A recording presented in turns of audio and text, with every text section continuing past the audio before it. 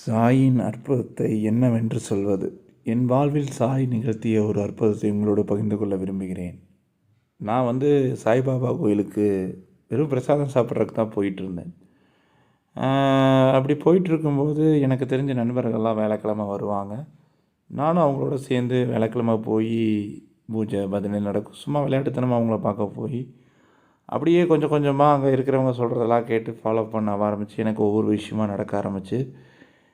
எனக்கு பாபா கிட்ட சேவை செய்கிறதுக்கான வாய்ப்பு கிடைச்சப்ப நான் கண்டிப்பாக அந்த சேவையை நல்லா செஞ்சேன். இது வரைக்கும் ஷீரடிக்கு ஒரு 49 முறை போயிட்டு வந்திருக்கேன். என்னால் முடிஞ்ச வரைக்கும் ஷீரடிக்கு போகணுன்னு நினைக்கிறவங்களெல்லாம் கூப்பிட்டு போய் சுற்றி காட்டிக்கிட்டு இருக்கேன் ஒரு சேவையாக. நான் படித்த படிப்பு எனக்கு இருக்கிற விஷயங்களை விட பாபா சொன்ன மாதிரி என்னவன் ஒருவன் அடுத்தவர் படும் கஷ்டத்தை தான் படும் கஷ்டம் மாதிரி நினைக்கிறானோ அவன் எனக்கு சந்தோஷத்தை கொடுக்குறான் அப்படின்னாரு.